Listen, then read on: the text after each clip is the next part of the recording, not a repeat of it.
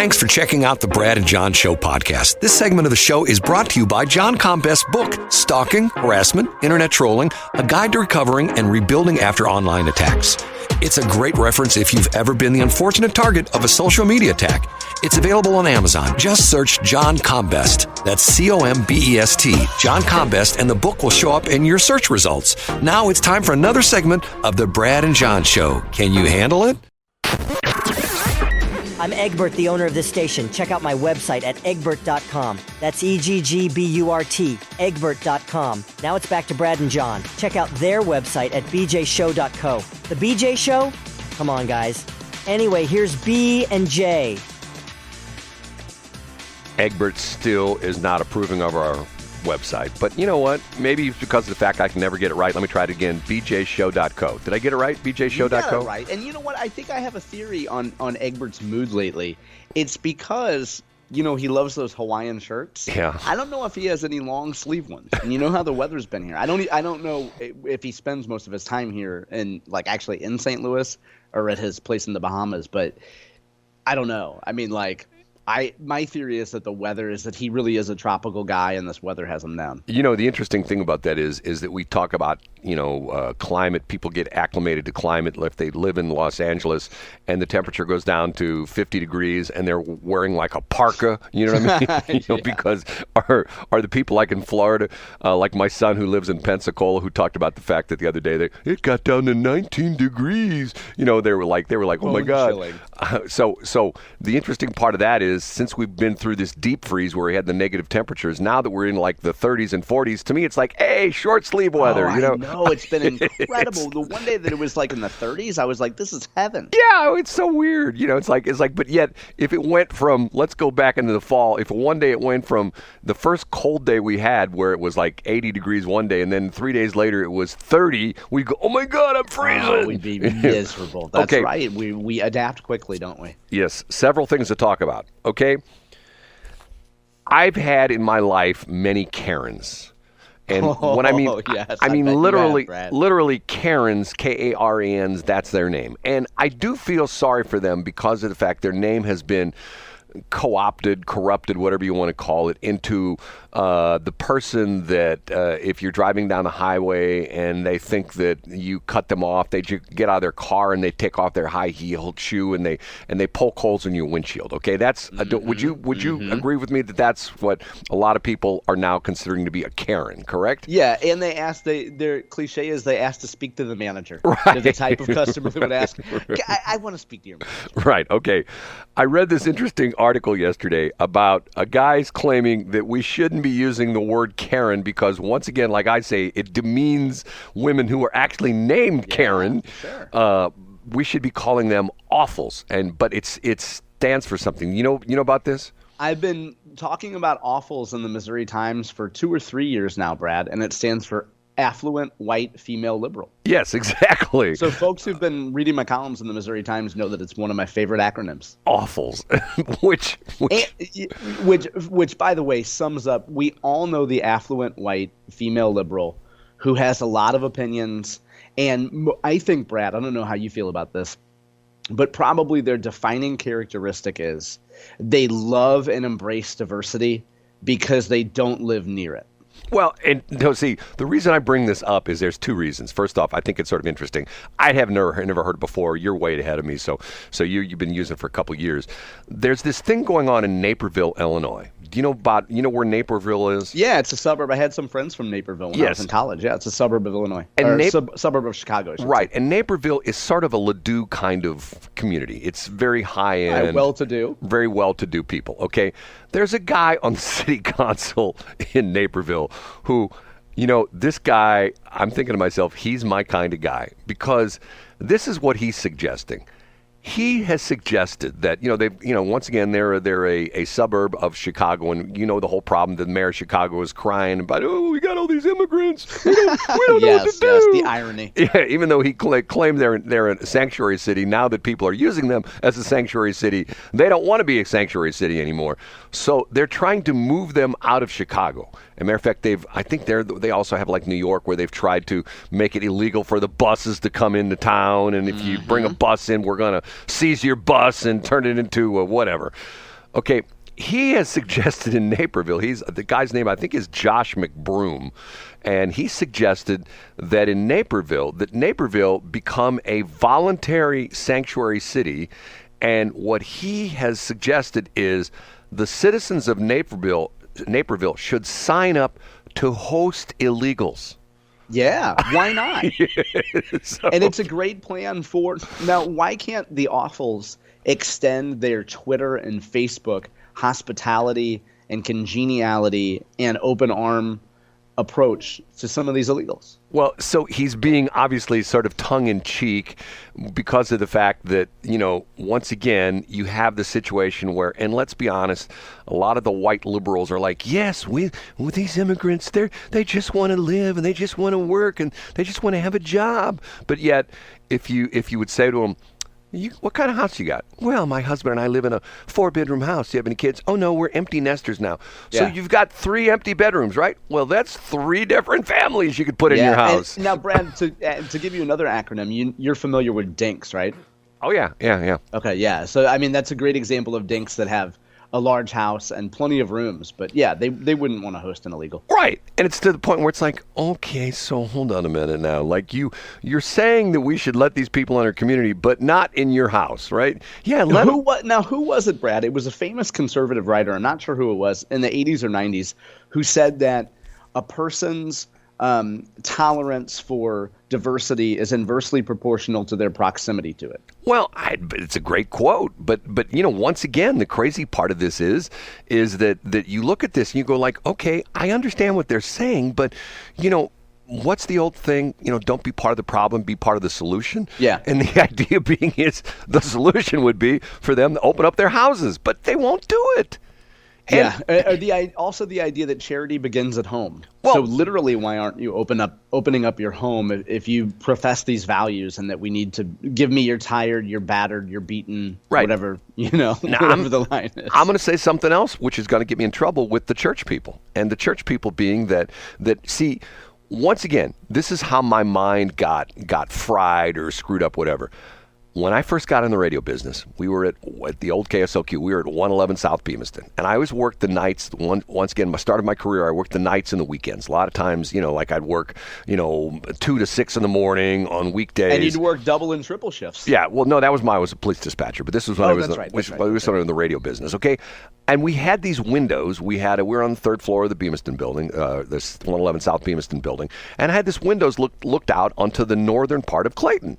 And I could see the county government center, which is just a block up from us, and I could see all these office towers. And at night, there's nobody in them. And on the weekends, there's nobody in them. I always thought to myself, God, think about that for a minute. Yeah. Those buildings are going unused essentially 2/3 of the time during the week. And on the weekend, for the most part, 100% of the time. And when you get into the holiday mode, like let's say the Christmas breaks and things like that, once again, there's like whole periods of time when nobody uses those offices. How unproductive is that? So I've always been into the kind of mode that do it 24 hours, 7 days a week, okay? Having said that, let's take churches. Most churches have, let's say very nice buildings, but yet a sanctuary, a fellowship hall. Well, but whatever it is, it's hardly ever used. Look at the usage of that. If you take where you actually have the what do you call it, the where the service goes on, what do you call that area? I mean, the sanctuary. Sanctuary, okay. Mm-hmm. That thing sits there, for the most part, 6 days out of the week, empty. And on Sunday after 2 or 3 o'clock, empty again. Yeah, it's gone. And with the exception of some church committee meetings or community meetings, you're right. And most every church has a large, whether they call it a fellowship hall or whether they call it a gathering center, they have a large open area that would be great for sleeping bags and cots. Or a cafeteria, something like that. Or a cafeteria, You're exactly right. And almost all have their own, I think every church has their own kitchen. Put those places to work. Okay, one other thing that I found interesting in my little perusing of the internet yesterday. Once again, I talk about the law of unintended consequences. And here we go again. This is New Jersey. New Jersey has passed a law against single-use plastic bags at grocery stores, okay? You can't go in, and single-use meaning the little flimsy ones you get, what they call them, with the T-shirt bags, whatever they call them. Yeah, that fly away in the wind. Right. And the problem with them is that I know, talking to the recycling people, they're very hard to recycle because if they go through the regular recycling, they get caught up in some kind of the machinery, stuff like that. That's why most of the stores, when you go into the stores, there's a bin outside that's just specifically for those bags, because if you keep them separate, if you sort them out, they can be recycled, but for the most part, they're not. Okay, so New Jersey, once again, being very democratic and being very liberal and, hey, we've got to protect the planet, enacted a law that essentially outlawed single-use plastic bags. And instead, you have to buy a reusable plastic bag, okay? And the difference between the single use and the reusable is, you can probably figure this out, the reusable is much, much, much heavy duty, okay? Here's what's happened, and this is interesting. The amount of plastic being consumed in New Jersey is now 3 times what it was previously, because people are not reusing the plastic bags. They're just throwing them away? Or they keep them or whatever. And the interesting part of this is that in the law, the retailers complained, well, hold on a minute. Now that's going to cost us more money. So now they charge for the bags. Of course they do. And this is by state law. And some of the high volume stores are making between $200,000 and $300,000 a year in profit on selling the new bags. Now, so what I would love to see, Brad, so I hadn't heard this or followed this at all. I would love to track the lobbying of this bill in previous years to see where plastics manufacturers are, to see where the grocery industry is on this. And maybe they were opposed to it, maybe they support it. But how would that change if you look at your bottom line and you see, okay, like, you get what I'm saying? Like, where were the lobbyists? But look, I understand 100%, but think about it. The thing was pushed as an environmental issue. Oh, sure, but that doesn't matter. It's symbolism over substance, Who cares, right? I mean, it was pushed as the fact that, like, if you use these bags, they end up in the landfill and they can't be recycled. And this is, and essentially they end up in the ocean because New Jersey is, part of the, there's ocean front there in New Jersey. They end up in the ocean and some poor whale gets, ingests. Yeah. Or a baby seal. Right. It goes across oceans. Right, that kind of stuff. But to me, it's like the classic example of the law of unintended consequences. Now, what I also find fascinating about this is I've heard this a couple times, and I've done my research on this, and this is absolutely positively true, that if you were to go and you see, you don't see it as much anymore because of the COVID thing, but we'll talk about that in a minute. But you see the people, and I'm not making fun of the people that bring their woven burlap bags to the grocery store. And Brad, what kind of shoes do they probably wear? They have their Birkenstocks on, right? They have their comfortable shoes on. They're decent comfortable shoes. Right, they're comfortables and they're Birkenstocks, okay? You'll never see a woman walk into a store with in stilettos and a skirt who's carrying a reusable... With a woven hemp bag. Right, you'll never see that. Okay, so I read this story and I've seen it 3 or 4 times, and I've tried to come to the source, and I've never been able to figure that out. But they claim that it takes 40 times more energy and materials to make a reusable bag than a plastic bag. Absolutely believe it. Absolutely believe it. And sorry to interrupt, Brad, but yesterday there was a story, and I didn't read the whole thing. I believe it came out of Michigan that did a deep dive on urban farming and the trend of urban farming. Right. And how much more energy and how much more inputs have to go into a quote-unquote urban farm, right, than any other acre. But you know what? It feels good. And you set it up in North City and you grow some carrots and you take a few pictures there. And Brad, that's what you called back in Thanksgiving, the concept of the turkey people. You come out and you do an urban farm and you take some pictures, but it would make way more sense to add an additional 1/8 of an acre in Franklin County than set up something in St. Louis City. But because it comes down to economies of scale. That's essentially the whole thing. You're exactly right. That you get one of those, people go like, oh, look at that big monstrous John Deere tractor out there in the field. But yet that guy can produce, crops at a fraction of the cost that someone can. Even when you consider transport, even when you consider distribution as well. because of the fact that he's got one big monster tractor and he's covering, hundreds of acres with that one tractor, whereas with one dude who's got, a quarter of an acre in the city, he's got all the different expenses, stuff like that. So anyway, the whole thing with the New Jersey thing just cracked me up because of the fact that, like, here we go again. Now, Brad, so here's one thing that I've wanted to do a deep dive on, and I bet you anything you know about this. The idea of and I've always been a big recycler. For somebody that doesn't consider himself much of an environmentalist, I'm a huge recycler. What's the story with the idea that you're actually doing no good by recycling, say, number 2 plastics? Because I still put them in the recycling bin, but aren't they? I've heard that they're set adrift in the ocean and they never get to where they need to be. No, I don't think that's the case. The problem is that and once again, see, I get accused of being like this guy who's scorching the earth and stuff like that. I'm Mr. Recycle. Yeah, matter of fact, here in my studio, I can 20 feet away from where I'm right now, I've got a 5-gallon bucket that's got aluminum cans in it. When that bucket's full, I take it to him. I've got a crusher. I crush 141 in Valley Park. I crush my aluminum cans. Yeah. Matter of fact, just the other day, I put a new battery in my car. I had to, I took the battery to get the battery recycled. Once again, I'm sitting here in the studio. I'm looking at the board I have in front of me. This is a recycled piece of equipment. This is a piece of equipment that was originally bought new 20 years ago, was used at a radio station. They upgraded. This went to an equipment buyer. There's a guy here in St. Louis that buys used broadcast equipment all over the country. I bought it from him. It's been running the audio for KSLQ for 2 or 3 years now. So in other words, this could have ended up, in a landfill right? somewhere. Instead, it's being reused. But once again, and see, I don't understand this whole crazy thing. I'm driving around in cars that, matter of fact, both cars that I'm driving on a regular basis, both cars, one was sold to me for $300 and it sat in a lady's driveway for 2 years, broke down. I drive that car at least, a couple times a week. My other car, which was given to me as DOA, dead on arrival, I put probably 60,000 miles in that car. Yeah. And once again, it's, and I've talked about this all the time. If I go to the junkyard, if I go to Pick and Pull down on Hall Street, I walk through there and I think to myself, I could drive that car out. I could drive that car out. Yeah. I could drive that car out. But once again, what are we going to do? Okay. I know we've got a little bit of time constraints here, and we're going a little bit long there's a reason for that. But before we leave, you know what I have to do?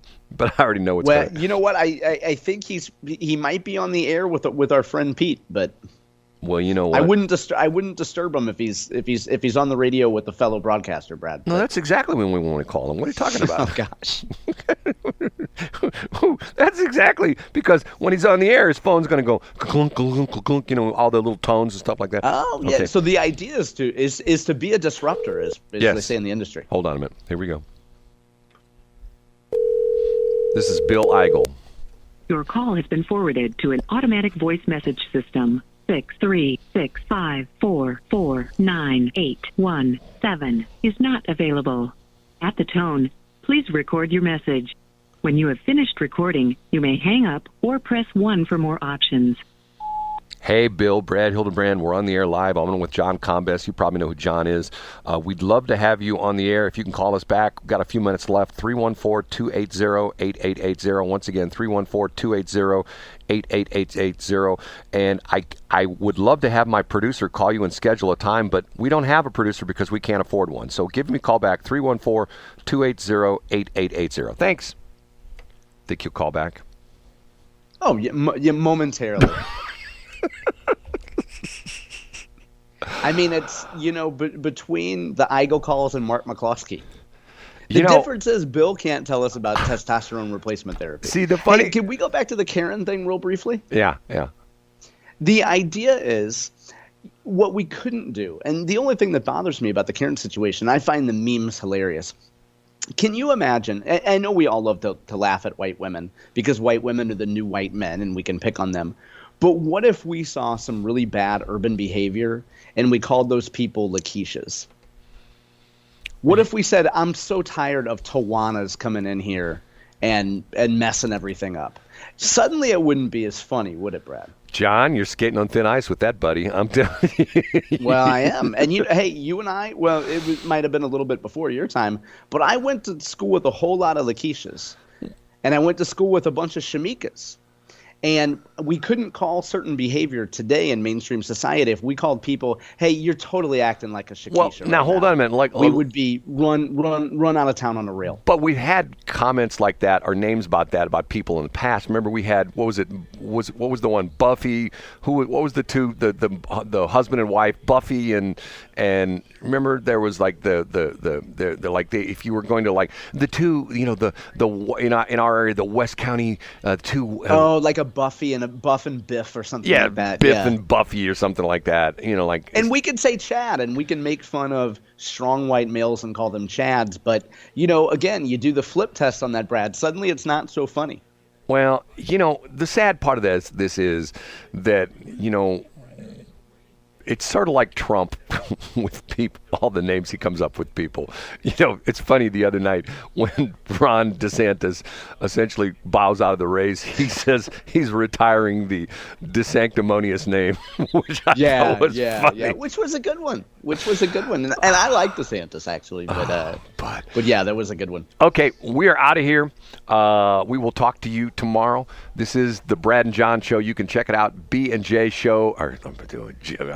We almost got it. BJShow.co. And if you haven't got enough of the BJ Show, guess what? More BJ Show right now. Thanks for checking out the Brad and John Show podcast. This segment of the show is brought to you by John Combest's book, Stalking, Harassment, Internet Trolling, A Guide to Recovering and Rebuilding After Online Attacks. It's a great reference if you've ever been the unfortunate target of a social media attack. It's available on Amazon. Just search John Combest. That's Combest, John Combest, and the book will show up in your search results. Now it's time for another segment of the Brad and John Show. Can you handle it?